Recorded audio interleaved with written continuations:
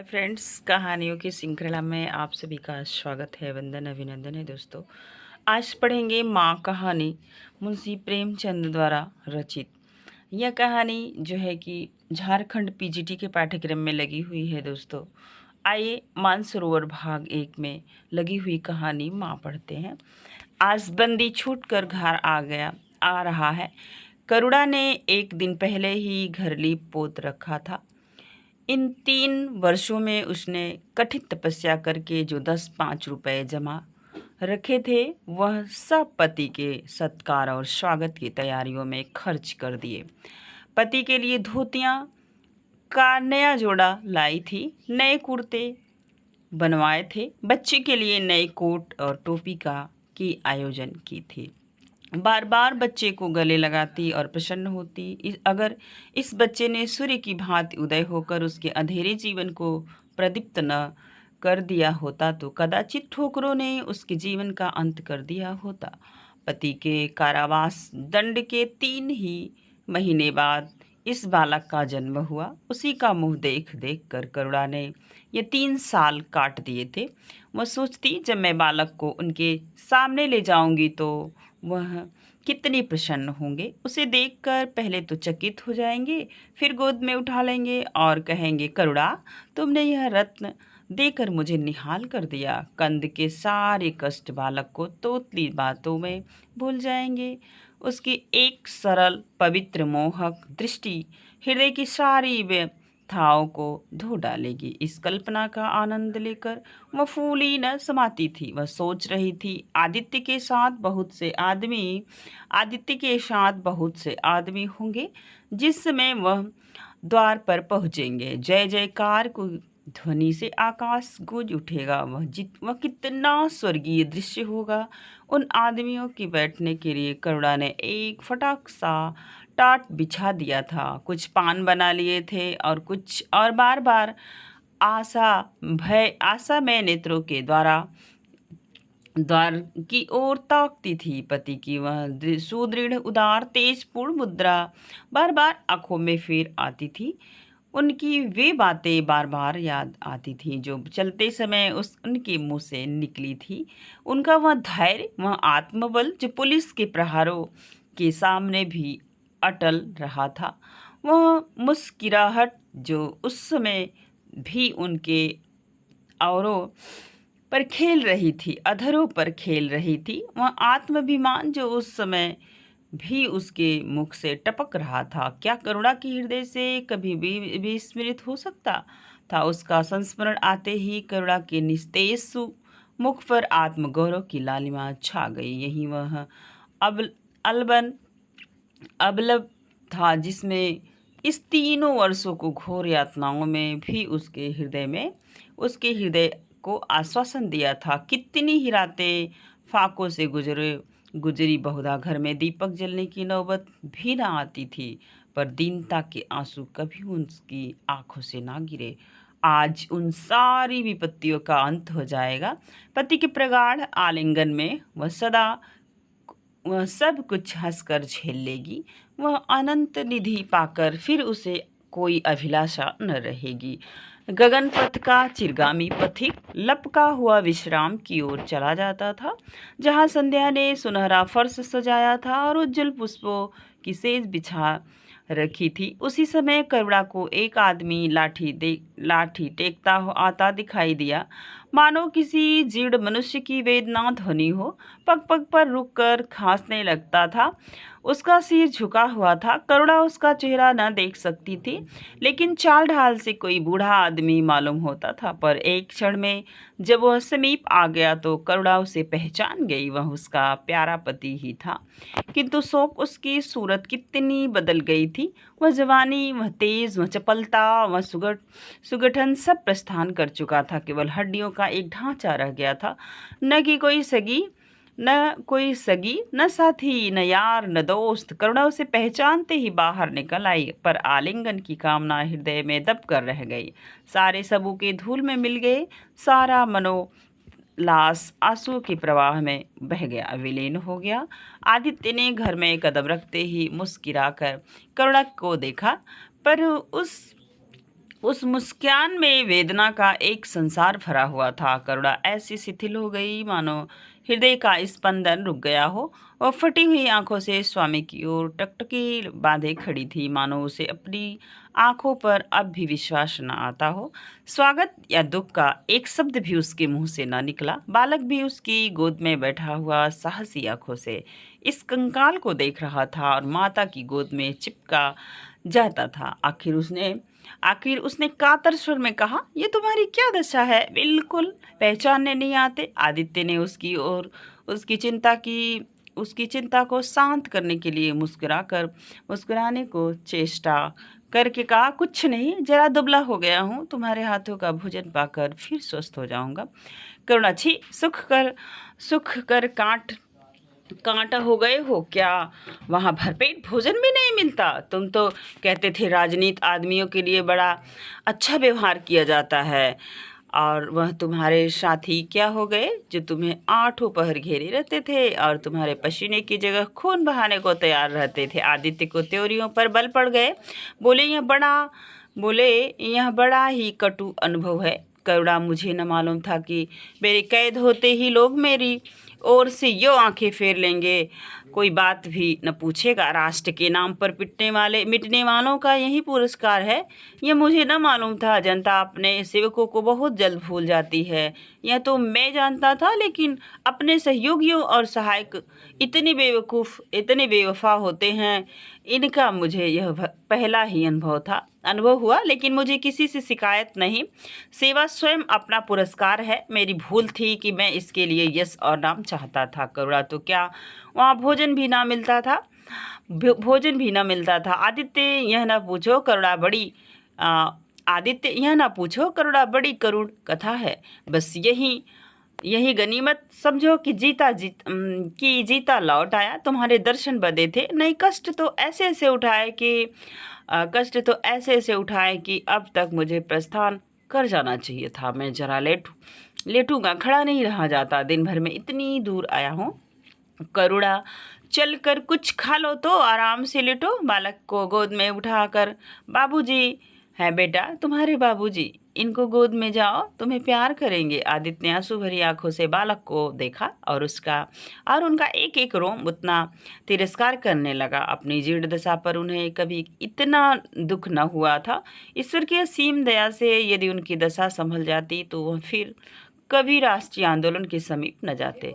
इस फूल से बच्चे को यूं संसार में लाकर दरिद्रता की आग में झोंकने का उन्हें क्या अधिकार था? वह अब लक्ष्मी की उपासना करेंगे और अपना क्षुद्र जीवन बच्चे के लालन पालन के लिए अर्पित देंगे। उन्हें उस समय ऐसा ज्ञात हुआ कि बालक उन्हें उपेक्षा की दृष्टि से देख रहा है, मानो कह रहा है, मेरे साथ अपना कौन सा कर्तव्य पालन किया है। उनकी सारी कामना, सारा प्यार बालक को हृदय से लगा लेने के लिए अधीर हो उठा, पर हाथ न फैल सके। हाथों में शक्ति ही न थी। करुणा बालक को लिए हुए उठी और थाली में कुछ भोजन निकाल कर लाई। आदित्य ने क्षुधापूर्ण नेत्रों से थाली की ओर देखा, मानो आज बहुत दिनों के बाद कोई खाने की चीज सामने आई है। जानता था कि कई दिनों के उपवास के बाद और आरोग्य की इस गई गुजरी दशा में उसे जबान को काबू में रखना चाहिए, पर सब्र न कर सका। थाली पर टूट पड़ा और देखते देखते थाली साफ कर दी। करुणा सशक हो गई। उसने दोबारा किसी चीज के लिए ना पूछा, थाली उठाकर चली गई। पर उसका दिल कह रहा था, इतना तो ये कभी न खाते थे। करुणा बच्ची को कुछ खिला रही थी कि एकाएक कानों में आवाज आई। करुणा ने आकर पूछा, क्या तुमने मुझे पुकारा है? आदित्य का चेहरा पीला पड़ गया था और सांस जोर जोर से चल रही थी। हाथों के सहारे वही टाट पर लेट गए थे। करुणा उनकी यह हालत देखकर घबरा गई। बोली, जाकर किसी वैद्य को बुला लाऊं? आदित्य ने हाथ के इशारे से उसे मना करके कहा। व्यर्थ है करुणा, अब तुमसे छिपाना व्यर्थ है। मुझे तपेदिक हो गया है। कई बार मरते मरते बच गया हूँ। तुम लोगों के दर्शन बदे थे, इसीलिए प्राण न निकलते थे। देखो प्रिय, रो मत। करुणा ने सिक्कियों को दबाते हुए कहा, मैं वैद्य जी को लेकर अभी आती हूँ। आदित्य ने सिर हिलाया। नहीं करुणा, केवल मेरे पास बैठी रहो, अब किसी से कोई आशा नहीं है। डॉक्टरों ने जवाब दे दिया है। मुझे तो यही आश्चर्य है कि यहाँ पहुँच कैसे गया। न जाने कौन सी देवी शक्ति मुझे यहाँ से खींच लाई, यहाँ वहाँ से खींच लाई। कदाचित यह इस बुझते हुए दीपक की अंतिम झलक थी। आह, मैंने तुम्हारे साथ बड़ा अन्याय किया। इसका मुझे हमेशा दुख रहेगा। मैं तुम्हें कोई आराम ना दे सका, तुम्हारे लिए कुछ न कर सका, केवल सुहाग का दाग लगाकर और एक बालक के पालन का भार छोड़कर चला जा रहा हूँ। आह, करुणा ने हृदय को दृढ़ करके कहा, तुम्हें कहीं दर्द तो नहीं हो रहा है? आग बना लाओ। कुछ बताते क्यों नहीं? आदित्य ने करवट बदल कर, कुछ करने की जरूरत नहीं प्रिय, कहीं दर्द नहीं, बस ऐसा मालूम हो रहा है कि दिल बैठा जा रहा है, जैसे पानी में डूबा जाता है। जीवन की लीला समाप्त हो रही है। दीपक को बुझते हुए देख रहा हूँ, कह नहीं सकता कब आवाज़ बंद हो जाए। जो कुछ कहना है वह कह डालना चाहता है। क्यों लालसा ले जाऊं? मेरे एक प्रश्न का जवाब दोगी? पूछूं? करुणा के मन की सारी दुर्बलता, सारा शोक, सारी वेदना मानो लुप्त हो गई और उनकी जगह उस आत्मबल का उदय हुआ जो मृत्यु पर हंसता और जो मृत्यु पर हंसता और विपत्ति के सांपों से खेलता। रक्त जड़ित मणि मखमली म्यान में जैसे तेज तलवार छिपी रहती है, जल के कोमल प्रवाह में असीम शक्ति छिपी रहती है, वैसे ही रमणी का कोमल हृदय साहस और धैर्य को अपनी गोद में छिपाए रहता है। क्रोध जैसे तलचार को बाहर खींच लेता है, विज्ञान जैसे जल शक्ति को उद्घाटन कर लेता है, वैसे ही प्रेम रमणी के साहस और धैर्य को प्रदीप्त कर देता है। करुणा ने पति के सिर पर हाथ रखते हुए कहा, पूछते क्यों नहीं प्यारे? आदित्य ने करुणा के हाथों के कोमल स्पर्श का अनुभव करते हुए कहा, तुम्हारे विचार में मेरा जीवन कैसा था? बधाई के योग्य। देखो, तुमने मुझसे कभी पर्दा नहीं रखा। इस समय भी स्पष्ट ही कहना, तुम्हारे विचार में मुझे अपने जीवन पर हंसना चाहिए या रोना? करुणा ने उल्लास के साथ कहा, यह प्रश्न क्यों करते हो प्रियतम? क्या मैंने तुम्हारी उपेक्षा कभी की है? मैंने उपेक्षा की है? तुम्हारा जीवन देवताओं का सा जीवन था, निस्वार्थ, निर्लिप्त और आदर्श। विघ्न बाधाओं से तंग आकर मैंने तुम्हें कितनी ही बार संसार की ओर खींचने की चेष्टा की, पर उस समय भी मैं मन में जानती थी कि मैं तुम्हें ऊंचे आसन से गिरा रही हूँ। अगर तुम माया मोह में फंसे होते तो कदाचित मेरे मन को अधिक संतोष होता, लेकिन मेरी आत्मा को वह गर्व और उल्लास न होता जो इस समय हो रहा है। मैं अगर किसी को बड़े से बड़ा आशीर्वाद दे सकती हूँ तो वह यही होगा कि उसका जीवन तुम्हारे जैसा हो। यह कहते कहते करुणा का आभाहीन मुखमंडल ज्योतिर्मय हो गया, मानो उसकी आत्मा दिव्य हो गई।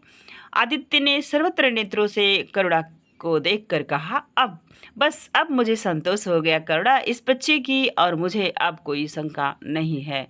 मैं उसे इससे अधिक कुशल हाथों में नहीं छोड़ सकता। मुझे विश्वास है कि जीवन का यह ऊंचा और पवित्र आदर्श सदैव तुम्हारे सामने रहेगा। अब मैं मरने को तैयार हूँ। 7 वर्ष बीत गए हैं। बालक प्रकाश अब 10 साल का रूपवान, बलिष्ठ, प्रसन्न मुख कुमार था। बला का तेज, साहसी और मनस्वी भय तो उसे छू भी नहीं सकता। करुणा का संतप्त हृदय उसे देखकर शीतल हो जाता। संसार करुणा को अभागिनी और दीन समझे, वह कभी भाग्य का रोना नहीं रोती। उसने उन आभूषणों को बेच डाला जो पति के जीवन में उसे प्राणों से प्रिय थे, और उस धन से कुछ गायें और भैंसें मोल ले ली। वह कृषक की बेटी थी और गोपालन उसके लिए कोई नया व्यवसाय न था। इसी को उसने अपनी जीविका का साधन बनाया। विशुद्ध दूध कहाँ मयस्सर होता, सब दूध हाथों हाथ बिक जाता। करुणा को पहर रात से पहर रात तक काम में लगा रहना पड़ता। पर वह प्रसन्न थी। उसके मुख पर निराशा का दीनता की छाया नहीं, संकल्प और साहस का तेज है। उसके एक एक अंग से आत्मगौरव की ज्योति सी निकल रही है। आंखों में एक दिव्य प्रकाश है, गंभीर, अथाह और असीम। सारी वेदनाएं वैधव्य और वैधव्य का शोक और विधि का निर्मम प्रहार, सब उस प्रकाश की गहराई में विलीन हो गया। प्रकाश पर वह जान देती है, उसका आनंद, उसकी अभिलाषा, उसका संसार, उसका स्वर्ग सब प्रकाश पर न्यौछावर है। पर यह मजाल नहीं कि प्रकाश कोई शरारत करे और करुणा आंखें बंद कर ले। नहीं, वह उसके चरित्र की बड़ी कठोरता से देखभाल करती। वह प्रकाश की माँ ही नहीं, माँ बाप दोनों है। उसके पुत्र स्नेह में माता की ममता के साथ पिता की कठोरता भी मिली हुई है। पति के अंतिम शब्द अभी तक उसके कानों में गूंज रहे हैं। वह आत्मोल्लास जो उनके चेहरे पर झलकने लगा था, वह गर्व में लाली जो उनकी आंखों में छा गई थी, अभी तक उसकी आंखों में फिर रही है। नेता निरंतर पति चिंतन ने आदित्य को उसकी आंखों में प्रत्यक्ष कर दिया है। वह सदैव उनकी उपस्थिति का अनुभव किया करती। उसे ऐसा जान पड़ता है कि आदित्य की आत्मा सदैव उसकी रक्षा करती रहती है। उसकी यही हार्दिक अभिलाषा है कि प्रकाश जवान होकर पिता का पदगामी हो। संध्या हो गई थी। एक भिखारिन द्वार पर आकर भीख मांगने लगी। करुणा उस समय गौओं को सानी दे रही थी। प्रकाश बाहर खेल रहा था। बालक ही तो। शरारत सुख जी घर में गया और कटोरी में थोड़ा सा भूसा लेकर बाहर निकला। भिखारिन ने अपनी झोली फैला दी। प्रकाश ने भूसा उसकी झोली में डाल दिया और जोर जोर से तालियां बजाता हुआ भागा। भिखारिन ने अग्निमय नेत्रों से देखकर कहा, वाह रे लाडले, मुझसे हंसी करने चला है। यही माँ बाप ने सिखाया है। तब तो खूब कुल का नाम जगाओगे।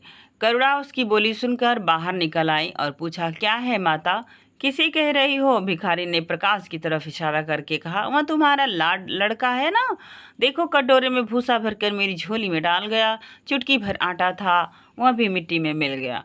कोई इस तरह दुखियों को सताता है। सबके दिन एक से नहीं रहते। आदमी को घमंड न करना चाहिए। करुणा ने कठोर स्वर में पुकारा, प्रकाश लज्जित न हुआ। अभिमान से सिर उठाए हुए आया और बोला, यह हमारे घर भीख मांगने क्यों आई हैं? कुछ काम क्यों नहीं करती? करुणा ने उसे समझाने की चेष्टा करके कहा, शर्म तो नहीं आती, उल्टे और आंखें दिखाते हो। प्रकाश, शर्म क्यों आए? यह क्यों रोज भीख मांगने आती है? हमारे यहाँ क्या कोई चीज़ मुफ्त आती है? करुणा, तुम्हें कुछ न देना था तो सीधे से कह देते, जाओ। तुमने यह शरारत क्यों की? प्रकाश, उसकी आदत कैसे छूटती? करुणा ने बिगड़ कर कहा, तुम अब पीटोगे मेरे हाथों? प्रकाश, पीटूंगा क्यों, आप जबरदस्ती पीटेंगी। दूसरे मुल्कों में अगर कोई भीख मांगे तो कैद कर दिया जाए, यह नहीं कि उल्टे भिखमंगों को और सह दिया जाए। करुणा, जो अपंग है वह कैसे काम करे? प्रकाश, तो जाकर डूब मरे, जिंदा क्यों रहती है? करुणा निरुत्तर हो गई। बुढ़िया को तो उसने आटा दाल देकर विदा किया, किंतु प्रकाश का कुतर्क उसके हृदय में फोड़े के समान टीसता रहा। इसने यह घृष्टता, यह अभिनय कहाँ सीखा? रात को भी उसे बार बार यही ख्याल सताता रहा। आधी रात के समीप एकाएक प्रकाश की नींद टूटी। लालटेन जल रही है और करुणा बैठी रो रही है। उठ बैठा और बोला, अम्मा, अभी तुम सोई नहीं? करुणा ने मुंह फेर कर कहा, नींद नहीं आई, तुम कैसे जाग गए? प्यास तो नहीं लगी है? प्रकाश, नहीं अम्मा, न जाने क्यों आँख खुल गई, मुझसे आज बड़ा अपराध हुआ अम्मा। करुणा ने उसकी मुख को और स्नेह के नेत्रों से देखा। प्रकाश, मैंने आज बुढ़िया के साथ बड़ी नटखटी की, मुझे क्षमा करो, फिर कभी ऐसी शरारत न करूँगा। यह कहकर रोने लगा। करुणा ने स्नेहार्द होकर उसे गले लगा लिया और उसकी कपोलों को चुंबन करके बोले, बेटा, मुझे खुश करने के लिए यह कह रहे हो या तुम्हारे मन में सचमुच पछतावा हो रहा है? प्रकाश ने सिसकते हुए कहा, नहीं अम्मा, मुझे दिल से अफसोस हो रहा है। अब की वह बुढ़िया आएगी तो मैं उसे बहुत से पैसे दूंगा। करुणा का हृदय मतवाला हो गया। ऐसा जान पड़ा आदित्य सामने खड़े बच्चे को आशीर्वाद दे रहा है और कह रहे हैं, करुणा, क्षोभ मत करना, प्रकाश अपने पिता का नाम रोशन करेगा, तेरी संपूर्ण कामनाएं पूरी हो जाएंगी। लेकिन प्रकाश के कर्म और वचन में मेल न था और दिनों के साथ उसके चरित्र का यह अंग प्रत्यक्ष होता जाता था। जहीन था कि विश्वविद्यालय से उसे वजीफे मिलते थे। करुणा भी उसकी यथेष्ट सहायता करती थी, फिर भी उसके खर्च पूरा न पड़ता था। वह मितव्ययिता और सरल जीवन पर विद्वता से भरे हुए व्याख्यान दे सकता था, पर उसका रहन सहन फैशन के अंधभक्तों से जो भर घट जो जो भर घट कर न था। प्रदर्शन को धुन उसे हमेशा सवार रहती थी। उसके मन और बुद्धि में निरंतर द्वंद्व होता रहता था। मन जाति की ओर था, बुद्धि अपनी ओर। बुद्धि मन को दबाए रखती थी, उसके सामने मन की एक न चलती थी। जाति सेवा ऊसर की खेती है, वहाँ बड़े से बड़ा उपहार जो मिल सकता है वह है गौरव और यश, पर वह भी स्थायी नहीं रहता। अस्थिर की क्षण में जीवन भर की कमाई पर पानी फिर सकता है। अतएव उसका अंतःकरण अनिवार्य वेग के साथ विलासमय जीवन की ओर झुकता था, यहाँ तक कि धीरे धीरे उसे त्याग और निग्रह से घृणा होने लगी। वह दुर्वस्था और दरिद्रता को हेय समझता था। उसके हृदय न था, भाव न थे, केवल मस्तिष्क था। मस्तिष्क में दर्द कहाँ, दया कहाँ, वहाँ तो तर्क और हौसला है, मसूबे हैं। सिंध में बाढ़ आई, हजारों आदमी तबाह हो गए। विद्यालय ने वहाँ एक सेवा समिति भेजी। प्रकाश के मन में द्वंद्व होने लगा, जाऊं या न जाऊं। इतने दिनों अगर मैं परीक्षा की तैयारी करे तो प्रथम श्रेणी में पास हो। चलते समय उसने बीमारी का बहाना कर दिया। करुणा ने लिखा, तुम सिंध न गए इसका मुझे खेद है, तुम बीमार रहते हुए भी वहां जा सकते थे।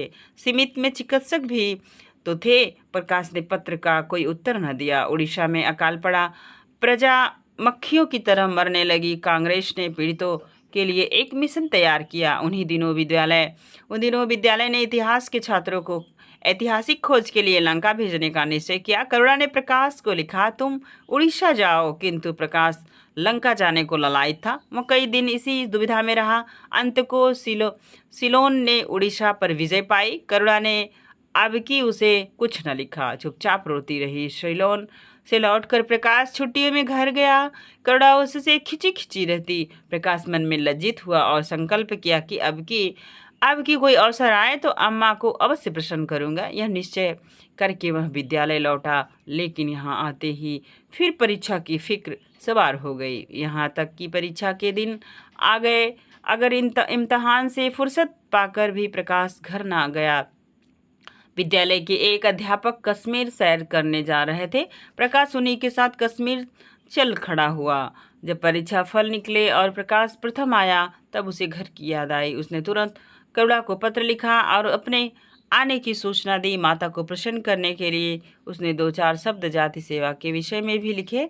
अब मैं आपकी आज्ञा का पालन करने को तैयार हूँ। मैं शिक्षा संबंधी कार्य करने का निश्चय किया है। अब मैंने शिक्षा संबंधी कार्य करने का निश्चय किया है। इसी विचार से मैंने यह विशिष्ट स्थान प्राप्त किया है। हमारे नेता भी तो विद्यालयों के आचार्यों ही का सम्मान करते हैं। अभी तक इन उपाधियों के मोह से वे मुक्त नहीं हुए हैं। यह उपाधि लेकर वास्तव में मैंने अपने सेवा मार्ग से एक बाधा हटा दी है। हमारे नेता भी योग्यता, सदुत्साह, लगन का उतना सम्मान नहीं करते जितना उपाधियों का। आप सब मेरी इज्जत करेंगे और जिम्मेदारी का काम सौंपेंगे, जो पहले मांगे भी न मिलता।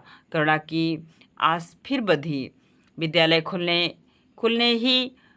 खुलते ही प्रकाश के नाम रजिस्ट्रार का पत्र पहुंचा। उन्होंने प्रकाश को इंग्लैंड जाकर विद्यारंभ करने के लिए सरकारी वजीफे की मंजूरी की सूचना दी। प्रकाश पत्र हाथ में लिए हर्ष के उन्माद में जाकर माँ से बोला, अम्मा, मुझे इंग्लैंड जाकर पढ़ने के लिए सरकारी वजीफा मिल गया है। करुणा ने उदासीन भाव से पूछा, तो तुम्हारा क्या इरादा है? प्रकाश, मेरा इरादा ऐसा अवसर पाकर भला कौन छोड़ता है। करुणा, तुम तो स्वयं सेवकों में भर्ती होने जा रहे थे। प्रकाश, तो क्या आप समझती हैं स्वयं सेवक बन जाना ही जाति सेवा है? मैं इंग्लैंड से आकर भी तो सेवा कार्य कर सकता हूँ। और अम्मा, सच पूछो तो एक मजिस्ट्रेट अपने देश का जितना उपकार कर सकता है उतना 1000 स्वयं सेवक मिलकर भी नहीं कर सकते। मैं तो सिविल सर्विसेज की परीक्षा में बैठूंगा और मुझे विश्वास है कि सफल हो जाऊंगा। करुणा ने चकित होकर पूछा, तो क्या तुम मजिस्ट्रेट हो जाओगे? प्रकाश सेवा भाव रखने वाला एक मजिस्ट्रेट कांग्रेस के 1000 सभापतियों से ज़्यादा उपकार कर सकता है। अखबारों में उसकी लंबी लंबी तारीफें न छपेंगी, उसकी वक्तृताओं पर तालियां न बजेंगी, जनता उसके जुलूस को गाड़ी न खींचेंगी और न विद्यालयों के छात्र उसको अभिनंदन पत्र देंगे। पर सच्ची सेवा मजिस्ट्रेट ही कर सकता है, करुणा ने आपत्ति के भाव से कहा। लेकिन यही मजिस्ट्रेट तो जाति के सेवकों को सजा देते हैं, जो उन पर गोलियां चलाते हैं। प्रकाश,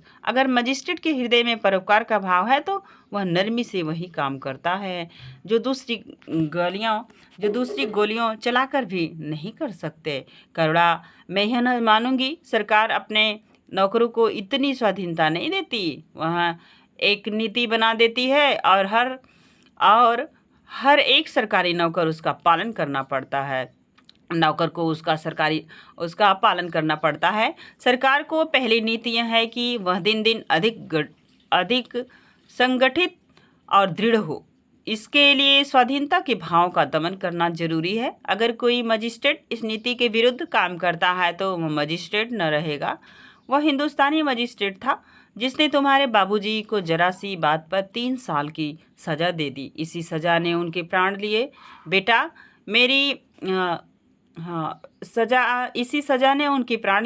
मेरी इतनी बात मानो, सरकारी पदों पर ना गिरो। मुझे यह मंजूर है कि तुम मोटा खाकर और मोटा पहनकर अपने देश की कुछ सेवा करो, इसके बदले कि तुम हाकिम बन जाओ और शान से जीवन बिताओ। यह समझ लो कि जिस दिन तुम हाकिम की कुर्सी पर बैठोगे, उस दिन से तुम्हारा दिमाग हाकिमों का सा हो जाएगा। तुम यही चाहोगे कि अफसरों में तुम्हारे नेक नामों और तरक्की हो। एक घमारो मिसाल लो, लड़की जब तक मायके में कुंवारी रहती है वह अपने को उसी घर का समझती है, लेकिन जिस दिन ससुराल चली जाती वह अपने घर को दूसरों का घर समझने लगती है। माँ बाप, भाई बंद सब वहीं रहते हैं, लेकिन वह घर अपना नहीं रहता। यही दुनिया का दस्तूर है। तो ऐसे जो है कि चीज़ों को आप नोट डाउन करिएगा दोस्तों, क्योंकि यहाँ पे एक अच्छा सा जो है कि उदाहरण आपको मिल रहा है, तो इसे आप नोट डाउन कीजिएगा। हो सकता है पूछा जाए यह कथन किस कहानी का है जिसमें ये सारी चीज़ें आपको बताई गई हैं। आगे बढ़ेंगे। दस्तूर है। प्रकाश ने खींच कर कहा, तो क्या आप यही चाहती हैं कि मैं जिंदगी भर चारों तरफ ठोकरें खाता फिरूं? करुणा कठोर नेत्रों से देखकर बोले, अगर ठोकर खाकर आत्मा स्वाधीन रह सकती है, मैं तो कहूँगी ठोकर खाना अच्छा है। प्रकाश ने निश्चयात्मक भाव से पूछा, तो आपकी यही इच्छा है? करुणा ने उसी स्वर से उत्तर दिया, हाँ, मेरी यही इच्छा है। प्रकाश ने कुछ जवाब न दिया, उठकर बाहर चला गया और तुरंत मजिस्ट्रार को इनकारी पत्र लिख भेजा। मगर उसी क्षण से मानो उसके सिर पर विपत्ति ने आसन जमा लिया। विरक्त और विस्मय अपने कमरे में पड़ा रहता, न कहीं घूमने जाता, न किसी से मिलता। मुंह लटकाए भीतर आता और फिर बाहर चला जाता। यहाँ तक कि 1 महीना गुजर गया, न चेहरे पर वह लाली रही, न वह आज आंखें अनाथों से मुख की भांति याचना से भरी हुई। ओठ हंसना भूल गए, मानो उस इनकारी पत्र के साथ उसकी सारी सजीवता, सारी चपलता, सारी रसता विदा हो गई। करुणा उसके मनोभाव समझती थी और उसके शोक को भुलाने की चेष्टा करती थी, पर रूठे देवता प्रसन्न न होते थे। आखिर एक दिन उसने प्रकाश से कहा, बेटा, अगर तुमसे विलायत जाने की ठान ही ली है तो चले जाओ, मैं मना नहीं करूँगी। मुझे खेद है कि मैंने तुम्हें रोका। अगर मैं जानती कि तुम्हें इतना आघात पहुँचेगा तो कभी न रोकती। मैंने तो केवल इस विचार से रोका था कि तुम्हें जाति सेवा में मग्न देखकर तुम्हारे बाबूजी की आत्मा प्रसन्न होगी। उन्होंने चलते समय यही वसीयत की थी। प्रकाश ने रुखाई से जवाब दिया, अब क्या जाऊँगा, इनकारी खत लिख चुका हूँ। मेरे लिए कोई अब तक बैठा थोड़ी ही होगा, कोई दूसरा लड़का चुन लिया होगा और फिर कहना ही क्या। अब आपकी मर्जी है कि गांव की खाक छानता फिरूं तो वहीं सही। करुणा का गर्व चूर चूर हो गया। वह अनुमति से उसने बाबा का काम लेना चाहा था। इस अनुमति से उसने बाबा का काम लेना चाहा था, पर सफल न हुई। बोली, अभी कोई न बुना चुना होगा, चुना गया होगा, लिख दो, मैं जाने को तैयार हूँ। प्रकाश ने झुझलाकर कहा, अब कुछ नहीं हो सकता, लोग हंसी उड़ाएंगे। मैंने तय कर लिया है कि जीवन को आपकी इच्छा के अनुकूल बनाऊंगा। करुणा, तुमने अगर शुद्ध मन से यह इरादा किया होता तो यो न रहते। तुम मुझसे सत्याग्रह कर रहे हो। अगर मन को दबाकर मुझे अपनी राह का कांटा समझकर तुमने मेरी इच्छा पूरी की, तुमने इच्छा पूरी भी की तो क्या, मैं तो जब जानती कि तुम्हारे मन में आप सेवा का भाव उत्पन्न होता। तुम आज ही रजिस्ट्रार साहब को पत्र लिख दो। प्रकाश, अब नहीं लिख सकता तो इसी शोक में तने बैठे रहोगे। लाचारी है। करुणा ने और कुछ न कहा। जरा देर में प्रकाश ने देखा कि वह कहीं जा रही है, मगर वह कुछ बोला नहीं। करुणा के लिए बाहर आना जाना कोई असाधारण बात न थी। सॉरी दोस्तों। लेकिन जब संध्या हो गई और करुणा न आई तो प्रकाश को चिंता होने लगी। अम्मा कहाँ गई, यह प्रश्न बार बार उसके मन में उठने लगा। प्रकाश सारी रात द्वार पर बैठा रहा। भांत भांत की शंकाएं मन में उठने लगी। उसे अब याद आया, चलते समय करुणा कितनी उदास थी, उसकी आंखें कितनी लाल थी। यह बातें प्रकाश को उस समय क्यों न नजर आई? वह क्यों स्वार्थ में अंधा हो गया था? हाँ, अब प्रकाश को याद आया, माता ने साफ सुथरे कपड़े पहने थे, उनके हाथ में छतरी भी थी। तो क्या वह कहीं बहुत दूर गई है? किससे पूछे? एक अनिष्ट के भय से प्रकाश रोने लगा। श्रावण की अंधेरी भयानक रात थी। आकाश में श्याम मेघलाएं भीषण स्वप्न की भांति छाई हुई थी। प्रकाश रह रहकर आकाश की ओर देखता था, मानो करुणा उन्हीं मेघमालाओं में छिपी बैठी है। उसने निश्चय किया, सवेरा होते ही माँ को खोजने चलूंगा। और अगर डांट डांट किसी ने द्वार खटखटाया, प्रकाश ने दौड़कर खोला तो देखा करुणा खड़ी है। उसका मुखमंडल इतना खोया हुआ, इतना करुण था, मैंने आज ही उसका सुहाग उठ गया है, जैसे संसार में अब उसके लिए कुछ नहीं रह गया। जैसे वह नदी के किनारे खड़ी अपनी लदी हुई नाव को डूबती देख रही है और कुछ कर नहीं सकती। प्रकाश ने अधीर होकर पूछा, अम्मा कहाँ चली गई थी? बहुत देर लगाई। करुणा ने भूमि की ओर ताकते हुए जवाब दिया, एक काम से गई थी, देर हो गई। यह कहते हुए उसने प्रकाश के सामने एक बंद लिफाफा फेंक दिया। प्रकाश ने उत्सुक होकर लिफाफा उठा लिया। ऊपर की विद्यालय की मुहर थी। तुरंत लिफाफा खोलकर पढ़ा। हल्की सी लालिमा चेहरे पर दौड़ गई। पूछा, यह तुम्हें कहाँ मिल गया अम्मा? करुणा, तुम्हारे रजिस्ट्रार के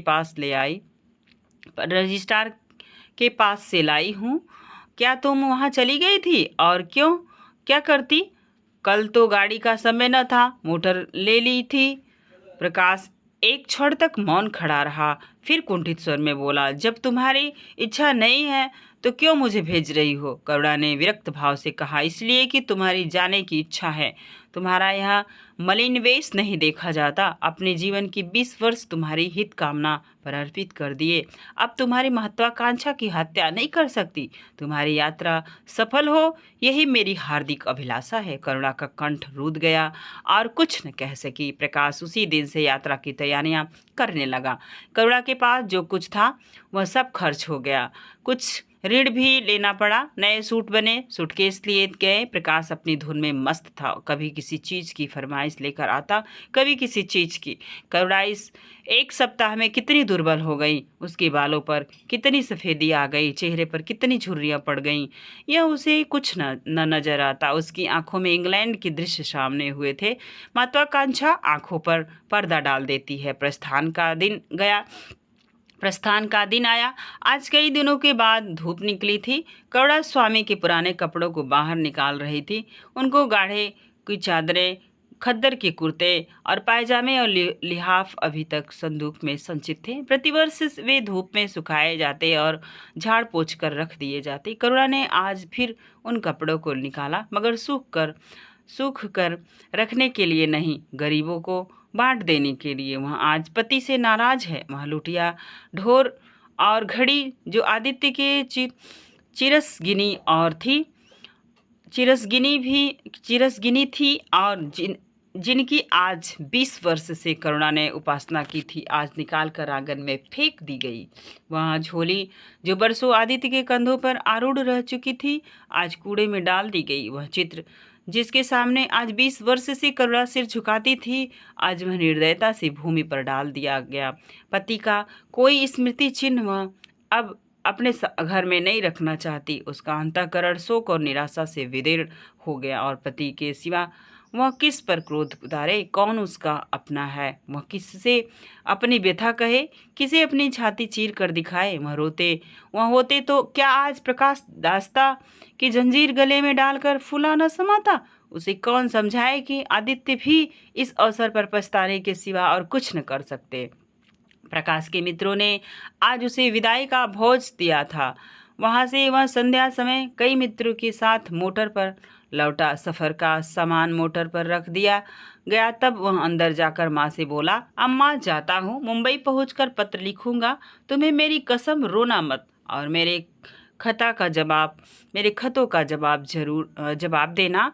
जैसे किसी लाश को बाहर निकालते समय संबंधियों का धैर्य छूट जाता है, रुके हुए आंसू निकल पड़ते हैं और शोक की तरंगे उठने लगती हैं, वही दशा करुणा की हुई। कलेजे में एक हाहाकार हुआ जिसने उसका दुर्बल आत्मा के एक एक अणु को कपा दिया। मालूम हुआ पानी में फिसल गया और मैं लहरों में बही जा रही हूँ। उसके मुख से शोक का आशीर्वाद का एक शब्द भी ना निकला। प्रकाश ने उसके चरण छुए, अश्रुजल से माता के चरणों को पखारा, फिर बाहर चला गया। करुणा पाषाण मूर्ति की बात खड़ी थी। सहसा ग्वाले ने आकर कहा, बहू जी, भैया चले गए? बहुत रोते थे। तब करुणा की समाधि टूटी। देखा सामने कोई नहीं है, घर में मृत्यु का सा सन्नाटा छाया हुआ है, और मानो हृदय की गति बंद हो गई है। सहसा करुणा की दृष्टि ऊपर उठ गई। उसने देखा कि आदित्य अपनी गोद में प्रकाश की निर्जीव देह लिए खड़े हो रो रहे हैं। करुणा पछाड़ खाकर गिर पड़ी। करुणा जीवित थी, पर संसार से उसका कोई नाता न था। उसका छोटा सा संसार, जिसे उसने अपनी कल्पनाओं के हृदय में रचा था, स्वप्न की भांति अनंत में विलीन हो गया। जिस प्रकाश को सामने देखकर वह जीवन की अंधेरी रात में भी हृदय में आशाओं की संपत्ति लिए जा रही थी, वह बुझ गया और संपत्ति लुट गई। अब न कोई आश्रय था और न उसकी जरूरत। जिन गऊओं को वह दोनों वक्त अपने हाथों से दाना चारा देती, वह सहलाती थी, अब खूंटे पर बंधी निराश नेत्रों से द्वार की ओर ताकती रहती थी। बछड़ों को गले लगाकर चुमकारने वाला अब कोई न था। किसके लिए दूध दुहे, मस्का निकाले, खाने वाला कौन था? करुणा ने अपने छोटे से संसार को अपने ही अंदर समेट लिया, किंतु एक ही सप्ताह में करुणा के जीवन ने फिर रंग बदला। उसका छोटा सा संसार फैलते फैलते विश्वव्यापी हो गया। जिस लगर ने नौका को तट से एक केंद्र पर बांध रखा था, वह उखाड़ गया। अब नौका सागर के असीम विस्तार में भ्रमण करेगी, चाहे वह उद्दाम तरंगों से वक्ष में ही क्यों न विलीन हो जाए। करुणा द्वार पर आ बैठती और मोहल्ले भर के लड़कों को जमा करके दूध पिलाती। दोपहर तक मक्खन निकालती और वह मक्खन मोहल्ले के लड़के खाते। फिर भांति भांति के पकवान बनाती और कुत्तों को खिलाती। अब यही उसका नित्य का नियम हो गया। चिड़िया, कुत्ते, बिल्लियाँ, चींटियाँ सब अपने हो गए। प्रेम का वह द्वार अब किसी के लिए बंद न था। उस अगुल भर जगह में जो प्रकाश के लिए भी काफी न थी, अब समस्त संसार समा गया था। एक दिन प्रकाश का पत्र आया। करुणा ने उसे उठाकर फेंक दिया, फिर थोड़ी देर के बाद उसे उठाकर फाड़ डाला। चिड़ियों को दाना चुगाने लगी, मगर जब निशा योगिनी ने अपनी धुनी जलाई और वेदनाएं उससे वरदान मांगने के लिए विफल होकर चली, तो करुणा की मनोवेदना भी सजग हो उठी। प्रकाश का पत्र पढ़ने के लिए उसका मन व्याकुल हो उठा। उसने सोचा, प्रकाश मेरा कौन है? मेरा उससे क्या प्रयोजन? हाँ, प्रकाश मेरा कौन है? हृदय ने उत्तर दिया, प्रकाश तेरा सर्वस्व है। वह तेरे उस अमर प्रेम की निशानी है जिससे तू सदैव के लिए चर्चित हो गई। वह तेरे प्राणों का प्राण है, तेरे जीवन दीपक का प्रकाश, तेरी वंचित कामनाओं का माधुर्य, तेरे अश्रुजल में विहार करने वाला हास। करुणा उस पत्र के टुकड़ों को जमा करने लगी, मानो उसके प्राण बिखर गए हों। एक एक टुकड़े उसे अपने खोए हुए प्रेम का एक एक पद चिन्ह सा मालूम होता था। जब सारी पुर्जे जमा हो गए तो करुणा दीपक के सामने बैठकर उन्हें जोड़ने लगी, जैसे कोई वियोगी हृदय प्रेम के टूटे हुए तारों को जोड़ रहा हो। हाय री ममता भागनी सारी रात उन पुर्जों को जोड़ने में लगी रही। पत्र दोनों ओर लिखा हुआ था, इसलिए पुर्जों को ठीक स्थान पर रखना और भी कठिन था। कोई शब्द, कोई वाक्य बीच में गायब हो जाता। उस एक टुकड़े को वह फिर खोजने लगती। सारी रात बीत गई पर पत्र अभी तक अपूर्ण था। दिन चढ़ाया, मोहल्ले के लौंडे मक्खन और दूध की चाट में एकत्र हो गए। कुत्ते और बिल्लियां का आगमन हुआ। चिड़ियां आकर आंगन में फुदकने लगी। कोई ओखली पर बैठी, कोई तुलसी के चौतरे पर। तब करुणा को सिर उठाने की फुर्सत नहीं। दोपहर हुआ, करुणा ने सिर न उठाया। न भूख थी न प्यास। फिर संध्या हो गई पर वह पत्र अभी तक अधूरा था। पत्र का आशय समझ में आ रहा था। प्रकाश का जहाज कहीं से कहीं जा रहा है। उसके हृदय में कुछ उठा हुआ है। क्या उठा हुआ है वह करुणा न सोच सकी। प्यास से तड़पते हुए आदमी की प्यास क्या ओस से बुझ सकती है। करुणा पुत्र की लेखनी से निकलते हुए एक एक शब्द को पढ़ना और उसे अपने हृदय पर अंकित कर लेना चाहती थी। इस भांति 3 दिन गुजर गए। संध्या हो गई थी। 3 दिन की जागी आंखें जरा झपक गई। करुणा ने देखा, एक लंबा चौड़ा कमरा है। उसमें मेजें और कुर्सियां लगी हुई हैं। बीच में एक ऊंचे मंच पर कोई आदमी बैठा हुआ है। करुणा ने ध्यान से देखा, वह प्रकाश था। एक क्षण में एक कैदी उसके सामने लाया गया। उसके हाथ पांव में जंजीर थी, कमर झुकी हुई। आदित्य थे। करुणा की आंखें खुल गई, आंसू बहने लगे। उसने पत्र के टुकड़ों को फिर समेट लिया और उसे जलाकर राख कर डाला। राख को एक चुटकी के सिवा वहां कुछ न रहा। यही उस ममता की चिता थी जो उसके हृदय को विदीर्ण कर ये डालती थी। इसी एक चुटकी राख में उसका गुड़ियों वाला बचपन, उसका संतप्त यौवन और उसका तृष्णा में वैधव्य सब समा गया। प्रातःकाल लोगों ने देखा तो पक्षी पिंजरे से उड़ चुका था। आदित्य का चित्र अब भी उसके शून्य हृदय से चिपटा हुआ था। भाग्य, हृदय, पति और स्नेह स्मृति में विश्राम कर रहा था। प्रकाश का जहाज यूरोप चला जा रहा था। ये कहानी यहीं समाप्त हुई। माँ दोस्तों, कहानी बहुत पीड़ादायक थी। पढ़ते पढ़ते आप भावुक हुए होंगे। मैंने तो अपने भावनाओं को थोड़ा संभाल के रखा दोस्तों, क्योंकि हमें पूरी कहानी पढ़नी थी। आज के लिए बस इतना ही। फिर मिलेंगे नेक्स्ट वीडियो में। कहानी पसंद आएगी तो प्लीज़ लाइक कीजिएगा। झारखंड पीजीटी के पाठ्यक्रम में लगी हुई कहानी माँ थी, जो मानसरोवर भाग 1 में संकलित है। आज के लिए बस इतना ही। फिर मिलेंगे नेक्स्ट वीडियो में। धन्यवाद।